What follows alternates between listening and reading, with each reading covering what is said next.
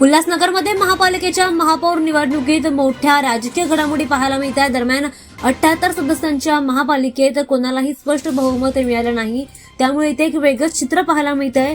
भाजपाने 38 जागा जिंकून सर्वात मोठा पक्ष आणि यश देखील मिळवलं, मात्र सत्तेवर बसण्यासाठी आता आवश्यक बहुमतीचा पुरता आधार त्यांना मिळत नाहीये। शिवसेना शिंदे गट आणि स्थानिक आघाडीने मिळून सुमारे 36 जागा या ठिकाणी मिळवल्या, त्यामुळे विविध पक्षांमध्ये आता गठबंधनाच्या चर्चांना गती मिळाल्याचं पाहायला मिळत आहे।